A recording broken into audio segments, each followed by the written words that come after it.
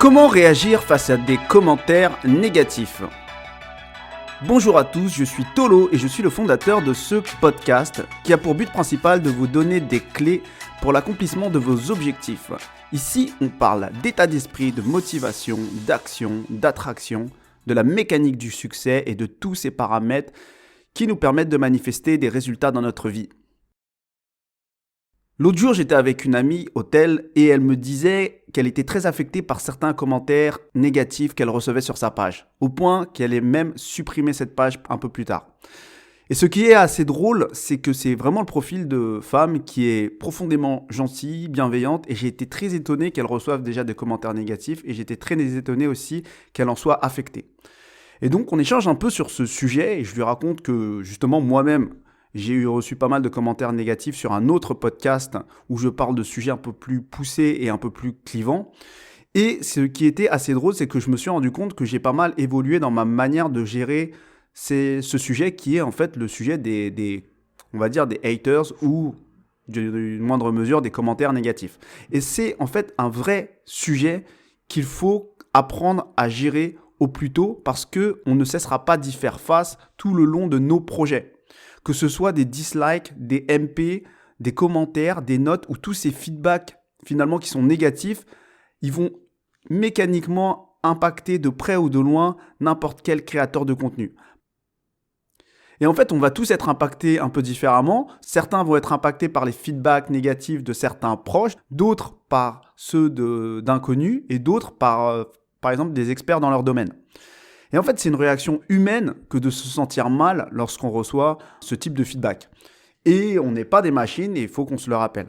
En fait, il faut réaliser que c'est un travail qui peut se faire à chaque étape de notre exposition.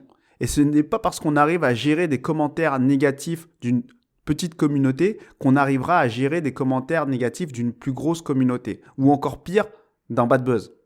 Et quand bien même, on nous aura dit que notre projet, il est bien, que ce qu'on fait, c'est top, que des personnes expertes nous ont validé, on peut tous être affectés à un moment ou à un autre par ce type de commentaires. Et donc, cette question, elle est vraiment centrale dans le développement de n'importe quel projet et encore plus de projets, entre guillemets, web où on est exposé. Parce que, à l'inverse, si tu ne sais pas gérer les commentaires négatifs d'une petite communauté, eh bien, tu ne t'autoriseras jamais à faire grandir ton projet parce que inconsciemment, en fait, tu ne seras pas prêt à gérer plus de commentaires négatifs provenant d'une communauté plus grande ou plus large. Et donc, inconsciemment, ce qu'on enclenche, c'est un mécanisme d'auto-sabotage, tout simplement parce que on ne veut pas l'exposition ou la notoriété avec l'inconvénient qui va avec, c'est-à-dire gérer ce type de problème-là. Et moi, le premier. Et donc, en discutant avec cet ami, je me suis rendu compte que, personnellement, je mettais en place de nouveaux mécanismes face à ce type de commentaires ou de réactions. Et moi, j'aimerais te les partager, non pas pour dire que c'est la façon de faire, mais au moins, tu auras un avis d'une personne qui le vit aussi au quotidien. Déjà, il faut comprendre que moi, je suis dans un cas, on va dire, un peu particulier, parce que j'ai créé donc, ce podcast-là que tu écoutes, mais qui est un niveau parmi 5 autres podcasts. Donc, il y a 4 autres podcasts où je parle de sujets différents, un peu plus profonds et un peu plus clivants. Et moi, j'ai décidé personnellement de ne pas mélanger ces podcasts, en tout cas le thème de ces podcasts, tout simplement parce que derrière chaque podcast, il y a des croyances de base, des présupposés sur lesquels je ne veux pas revenir. Et parce qu'ils sont aussi, je le conçois complètement, en fonction du développement, du cheminement de l'individu, ça peut être parfois difficile à accepter. Et en fait, le fait d'avoir identifié tout ça, ça me permet, je me rends compte, moi aujourd'hui, de réagir complètement différemment par rapport à la réaction des personnes qui écoutent ou qui tombent aléatoirement sur mon podcast, sur mes podcasts, parce que soit ils font partie de mon réseau de base initial, soit parce qu'ils l'ont trouvé aléatoirement sur Internet. Et donc, juste pour te donner un exemple, là tu écoutes ce podcast et tu es probablement intéressé par le développement personnel, et si je te parle de PNL et de coaching, ça va pas forcément te choquer. Mais par contre, il y a des personnes qui peuvent tomber sur ce podcast et qui peuvent se dire mais qu'est-ce que c'est que cette arnaque ? Qu'est-ce que c'est que ce podcast de merde où on commence à faire croire aux gens qu'ils peuvent faire et avoir ce qu'ils veulent ? Il y en a qui vont presque penser que ce podcast est dangereux. Et donc, ce que je veux t'expliquer, c'est que plus tu comprendras d'où tu parles et à qui tu parles, moins tu seras en fait affecté par certains commentaires négatifs. Parce que le problème d'Internet, c'est que tout ce que tu postes est public. Et donc, tu peux attirer littéralement n'importe qui, n'importe quelle personne du monde entier, de n'importe quel âge, de n'importe quelle croyance, de n'importe quel niveau d'éducation. Et tout le monde peut venir commenter ton article, ton post, ta vidéo, ton produit. Et sincèrement, mais qu'est-ce que j'en ai à foutre, moi, aujourd'hui, de la vie d'un mec qui est encore dans la matrice et qui pense qu'on n'a pas le potentiel pour atteindre ses objectifs ou résoudre nos problèmes. Est-ce qu'il croit que sa vie, c'est mon idéal de vie? Donc là, je grossis un peu le trait, mais il faut bien comprendre que quand on reçoit un commentaire, on ne sait pas forcément d'où la personne parle et de quel point de vue elle parle.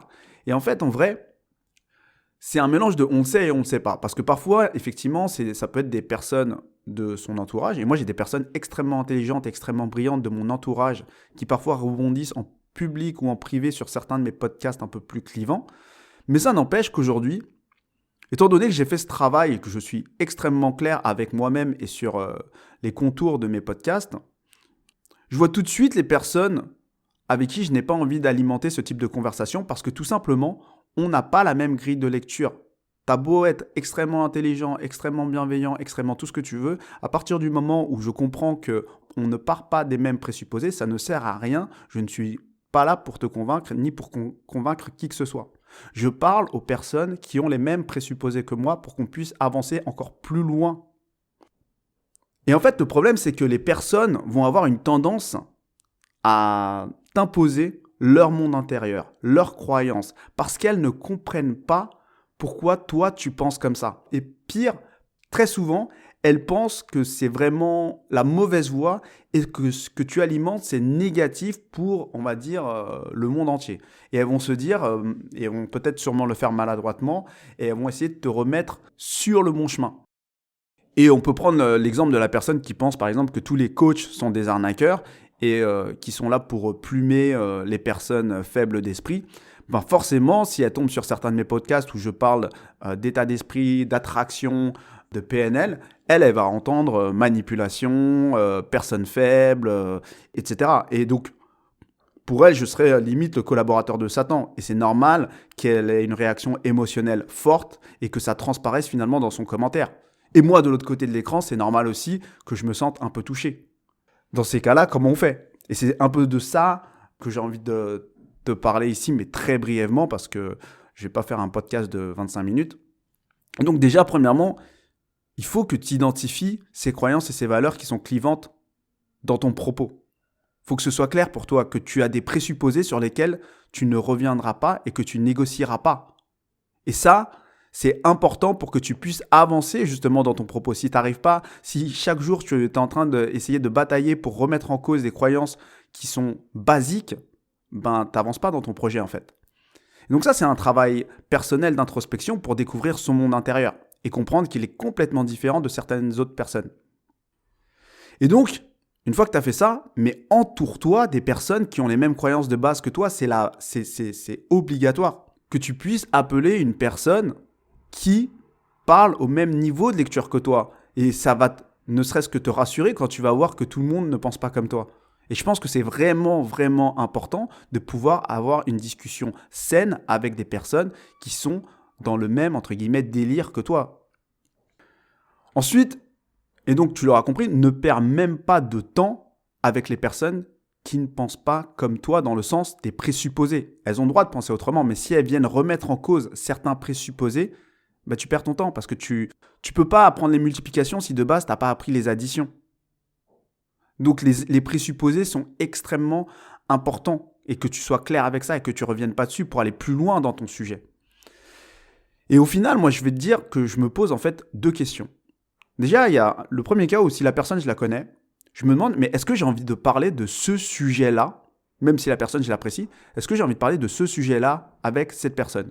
Et si oui, bah je réponds effectivement et j'alimente la conversation et l'échange, mais sinon, bah, je réponds peut-être une fois par politesse et après je la laisse dans son monde, je la laisse dans son truc.